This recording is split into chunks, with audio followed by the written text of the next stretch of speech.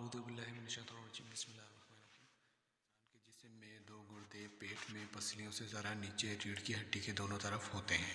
इनका साइज़ एक मुट्ठी के बराबर होता है। और ब्लड प्रेशर गुर्दों की ख़राबी की दो बड़ी वजूहात हैं। गुर्दों की ख़राबी का सबसे ख़तरनाक पहलू यह है कि बहुत अरसे तक गुर्दों की ख़राबी की कोई वाज़ेह अलामात ज़ाहिर नहीं होती और ना ही कोई दर्द वगैरह महसूस होता है। इस वीडियो में आपको गुर्दों की ख़राबी की ऐसी अलामात बताने जा रहा हूँ जिनकी मदद से गुर्दों की बीमारी को इब्तिदा में पकड़ा जा सकता है। आँखों के इर्द गिर्द का हिस्सा फूलना गुर्दों की ख़राबी की इब्तिदाई अलामात में से है। जिस्म को मुकम्मल आराम और प्रोटीन की मुनासिब मकदार मिलने के बावजूद अगर आँखों के गिर्द फूलना बरकरार रहे तो फ़ौरन डॉक्टर से रुजू करें। गुर्दों की ख़राबी से खून साफ़ करने का मौसर काम होता है, जिसकी वजह से जिस्म पर ख़ारिश और सुर्ख निशानात की शिकायत हो सकती है। गुर्दों की ख़राबी की एक अलामत यह है कि जिस्म में जहरीले मवाद जमा होने से भूख नहीं लगती, ना ही कुछ खाने को दिल करता है और जी मतलाने लगता है। गुर्दों के अफ़ाल में ख़राबी से खून में जहरीला मवाद जमा होने लगता है, जिसका असर मुंह के जायके पर पड़ता है और खाना तल, कड़वा या मामूल से हटकर लगता है।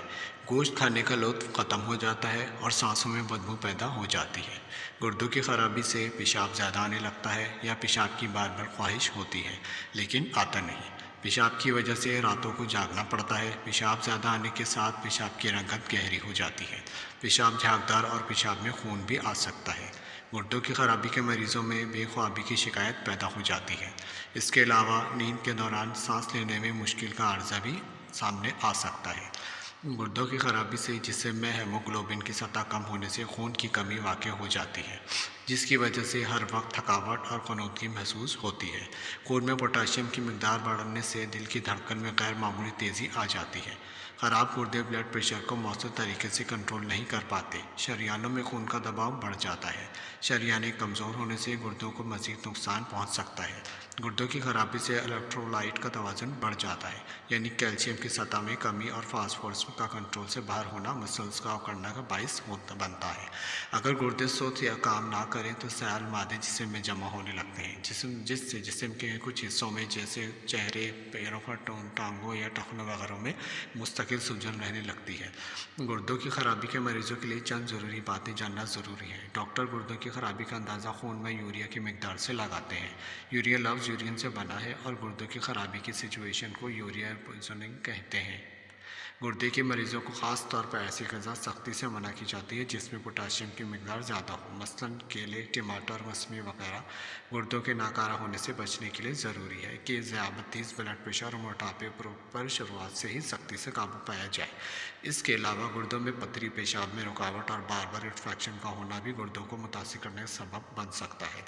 दर्द गुर्दे के लिए अक्सर घरों में ये बड़ी तकलीफ़ होती है। औरतें या बच्चे तो या ज़्यादा नहीं होते, कुछ ना कुछ बड़ी उम्र में आके ये तकलीफ़ शुरू होती है और ये हमारा जो आज का नुस्खा है होगा ये फ़ौरी ट्रीटमेंट का होगा। मतलब एमरजेंसी के तौर पर हम इसे इस्तेमाल कर सकते हैं कि फ़ौरी तौर पर हमें जो दर्द है आराम आ जाए। दर्द क्यों होता है, इसकी काफ़ी सारी वजूहात हैं। गुर्दे में पथरी या गुर्दे में सोजिश आ गई है या वो गुच्छे की सूरत में बन गई है या वजूहात काफ़ी सारी हैं। गुर्दे की दर्द में कमर में हल्का हल्का सा दर्द शुरू हो जाता है और आहिस्ता आहिस्ता वो बढ़ता जाता है। ये हमेशा गुर्दे का जो दर्द होता है ये बैक से शुरू होता है, पहले कमर में महसूस होता है, फिर ये इस साइड पे आना, फिर तेज़ी से बढ़ना शुरू हो जाता है। इसमें पेशाब बार बार महसूस होता है। आज के नुस्खे में जिन चीज़ों की ज़रूरत होगी वो सिर्फ दो अदद हैं। नंबर 1 अर्के गुलाब और दूसरा काला नमक, तकरीबन 15 ग्राम, और एक अदद अर्के गुलाब की बोतल। अर्के गुलाब में काली नमक को मिक्स कर देना है। गुलाब को पहले हल्का सा गर्म कर लें, नीम गर्म करके मिक्स करेंगे तो बहुत अच्छे से मिक्स हो जाएगा। अच्छे से हल कर लें, मतलब इसमें नीचे ज़रात ना हो और आप 1 कप या 2 कप भी पी सकते हैं। किसी गांव में एक गरीब किसान रहता था। गुर्बत के हाथों तंग आकर एक रोज़ इसने शहर जाने का फैसला कर लिया। इसकी बीवी ने इसे 7 रोटियां पका कर दी जिन्हें उसने एक दस्तरखान में बांधा और शहर चल पड़ा। कई घंटे मुसलसल चलते रहने की वजह से वो थक गया था, इसलिए वो एक कंधे कुएं के पास पहुंचकर आराम करने के लिए रुक गया। कुछ देर आराम करने के बाद उसे भूख सताने लगी तो उसने अपना दस्तरखान निकाल कर सामने रख लिया और अपने आप से कहने लगा, 1 खाऊं या 2 खाऊं, 3 खाऊं या 7 खाऊं जाऊं। इस अंधे कुएं के करीब वो बैठ बैठा हुआ था। इस कुएं में 7 परियां रहती थी। इन्होंने जब किसान की बातें सुनी तो समझी कि वो इनसे मुखातिब है। एक परी बोली, ये तो कोई अजीब मखलूक है जो परियां खाती हैं। दूसरे ने कहा, अब इससे जान कैसे छुड़ाएं। आपस में गुफ्तगू करने के बाद वो सब इस नतीजे पर पहुंची कि सबसे बड़ी परी ऊपर जाए और उसे कहे कि इसे जो लेना है वो ले और हमारी जान छोड़े। सबसे बड़ी परी ऊपर गई और किसान से कहने लगी, तुम हमसे जो भी मांगोगे हम तुम्हें देंगे, मगर खुदा के लिए हमें खाना मत दो। परी को देखकर पहले तो किसान डर गया, मगर जब इसने परी की बातें सुनी तो वो भी शेर बन गया और उसे कहने लगा, तुम्हें मैं सिर्फ इस शर्त पर छोड़ सकता हूँ कि तुम मुझे सोने का अंडा देने वाली मुर्गी ला दो।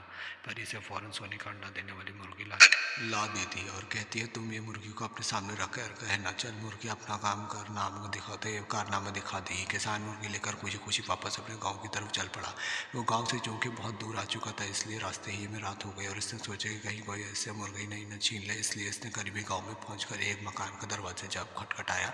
इस मकान में एक बुढ़िया रहती थी। जब किसान ने इससे घर रहने की इजाज़त मांगी तो बुढ़िया ने इसे अपने घर रख लिया। रात का खाना खाने के बाद जब वो सोने के लिए अपने अपने बिस्तर पर लेटे तो किसान ने बुढ़िया को अपनी मुर्गी के कारनामों के बारे में सब कुछ बता दिया। किसान बुढ़िया को मुर्गी का राज बताकर खुद तो सो गया, मगर बुढ़िया जागती रही और जब इसे यकीन हो गया कि किसान अब सो चुका है तो उसने सोने के अंडे देने वाली मुर्गी छुपा दी और बिल्कुल वैसे ही मुर्गी लाकर इसी जगह पर रख दी। दूसरे रोज़ जब किसान सोकर उठा तो उसने बुढ़िया का शुक्रिया अदा किया और मुर्गी लेकर अपने घर की तरफ चल पड़ा। जब वो घर पहुंचा तो बीवी से कहने लगा, आज मैं एक बड़ा ही नायाब तोहफा लाया हूँ, तो मुझे भी वह नायाब तोहफा दिखा।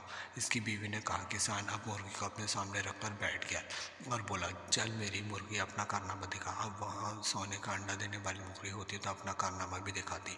जब इसकी मुर्गी ने सोने का अंडा ना दिया तो उसकी बीवी इसे कहने लगी, तेरा तो बस दिमाग ख़राब हो गया है, भला कभी मुर्गी ने भी किसी सोने के अंडे दिए हैं। किसान ने इसे यकीन दिलाने की बहुत कोशिश की, मगर उसकी बीवी ना मानी। दूसरे रोज़ किसान फिर उसी कुएं पर जा पहुंचा और कहने लगा, एक खाऊं, दो खाऊं, तीन खाऊं या सातों ही खा जाऊं। इसकी आवाज़ सुनकर परियों की बहुत गुस्सा आया। वो फिर आ गया। सबसे बड़ी बहन कुएं से बाहर निकली और किसान से कहने लगी, अरे लालची इंसान, तुझे हमने इस कदर कीमती तोहफा दिया था, मगर तुम्हारी हिर्स भी ख़त्म नहीं हुई और तुम आज फिर आ गई। किसान ने परी की बात सुनकर कहा, तुमने मेरे साथ फरेब किया है। मुझे एक आम सी मुर्गी देकर कहा कि ये सोने के अंडे देती है। परी बहुत समझदार थी। इसने किसान से पूछा कि वो रास्ते में किसी के घर रुका तो नहीं था। किसान ने इसे बुढ़िया के घर ठहरने वाली बात बता दी। परी ने सोचा कि ज़रूर इसी बुढ़िया ने सोने का अंडा देने वाले मुर्गी किसान से चुराई होगी। परी ने अब की बार किसान को छड़ी ला कर दी और इसे कहा कि इस छड़ी को लेकर फिर इसी बुढ़िया के घर जाओ और इससे अपनी मुर्गी वापस मांगो।